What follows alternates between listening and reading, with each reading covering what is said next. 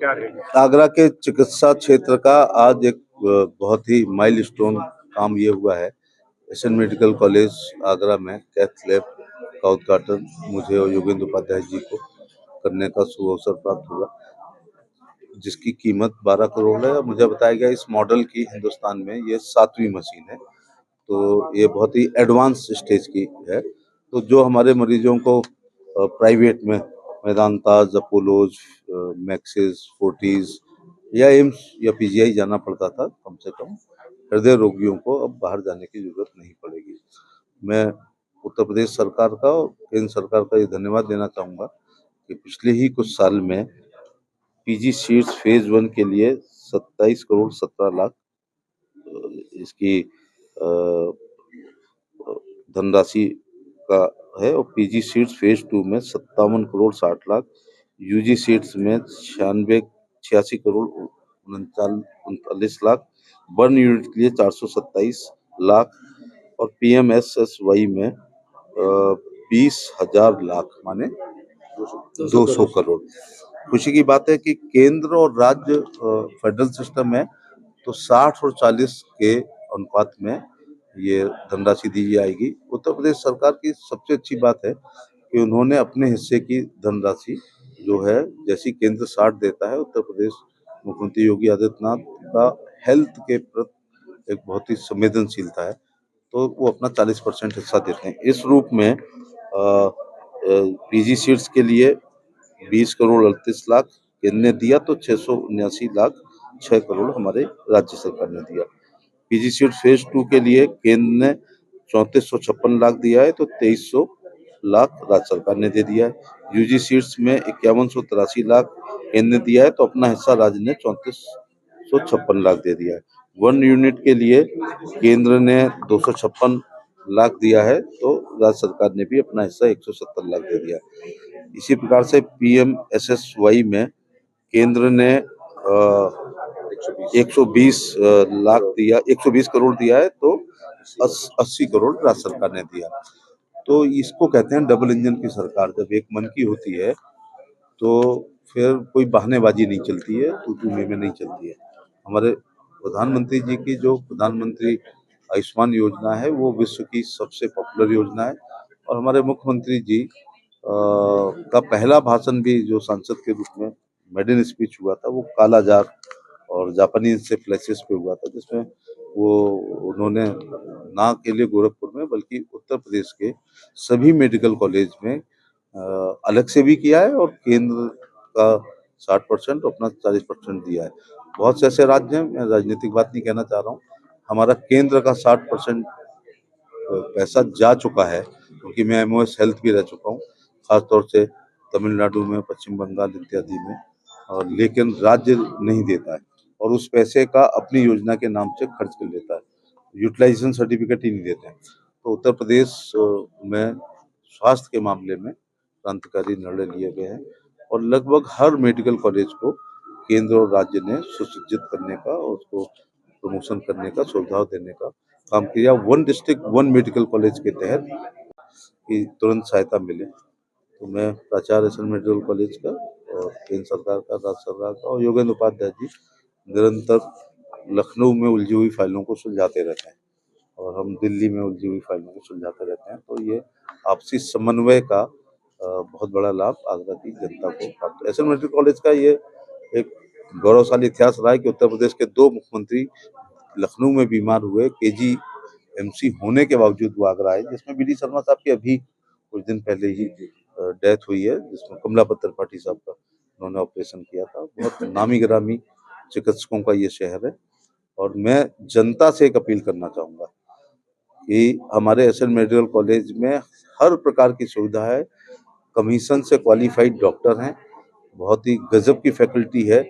कृपया वो अन्य जगह जाके पैसे बर्बाद ना करें और बाद में फिर एसएन आए, इसलिए शुरू से ही एसएन आए, और जो सक्षम है वो चाहे अमेरिका जा सकते हैं, लेकिन जो गरीब लोग हैं एशियन मेडिकल कॉलेज आए।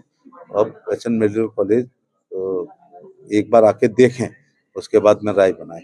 धन्यवाद। 2017 से पूर्व एशियन मेडिकल कॉलेज बहुत दुर्दशा को प्राप्त था, और वो एसएन मेडिकल कॉलेज जिसका एक अपना अतीत रहा है, जैसा अभी बघेल साहब ने बताया कि कमलापत त्रिपाठी जी जैसे तक का इलाज यहाँ पर हुआ, तो एक गौरवशाली इतिहास का जो एक संस्थान था वो दुर्दशा को प्राप्त हो रहा था।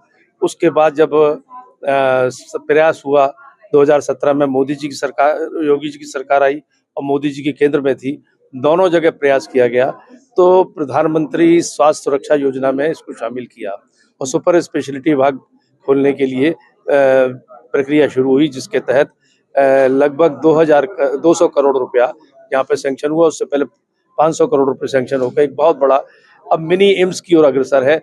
इसमें सबसे बड़ी बात ये हुई है कि यहाँ पर आप इसकी बिल्डिंग देख ही रहे हैं, इसकी बिल्डिंग आज मेदांता को मात कर रही है और प्राइवेट जितने भी हॉस्पिटल है सबको मात कर रही है। यहाँ के अब इक्विपमेंट्स भी, जैसा अभी बताया कि जो मशीन है कैथ लैब की, वो 7वीं मशीन है उस मॉडल की, तो एकदम अल्ट्रा मॉड और अल्ट्रा एडवांस आपको यहाँ पर सुविधाएं मिल रही हैं जनता को, क्योंकि चिकित्सा और शिक्षा, पढ़ाई और दवाई, ये मानव जीवन के लिए अति आवश्यक है और इस दोनों चीज़ों पर माननीय मोदी जी और माननीय योगी जी ध्यान दे रहे हैं। उसी का एक नमूना ये है कि ये एसएन मेडिकल कॉलेज, एसएनएमसी, एक प्रगति की ओर अग्रसर है और यहाँ पे अच्छे से अच्छा इलाज, अच्छे से अच्छी फैकल्टी, यहाँ के प्रिंसिपल साहब बड़े उत्साही हैं, वो उनके नेतृत्व में काम हो रहा है, ये बधाई के पात्र हैं। और हम अपने यहाँ आपके माध्यम से अपने दोनों नेताओं को, प्रधानमंत्री जी को और मुख्यमंत्री जी को आभार व्यक्त करना चाहते हैं। आज हमारे मेडिकल कॉलेज के सुपर स्पेशलिटी ब्लॉक में जो कैथ लैब इंस्टॉल हुई है उसका आज विधिवत शुभारंभ हुआ है। शुभारंभ हमारे माननीय श्री एसपी सिंह बघेल जी, कानून एवं न्याय राज्य मंत्री भारत सरकार, एवं माननीय श्री योगेंद्र उपाध्याय जी, उच्च शिक्षा मंत्री, कैबिनेट मंत्री, उत्तर प्रदेश सरकार के कर कमलों द्वारा किया गया है। मैं इस विषय में यही कहना चाहूँगा कि यह एक ऐसी सुविधा है जो सरकारी संस्था में हमारे एसएन मेडिकल कॉलेज में आज प्रारंभ हुई है।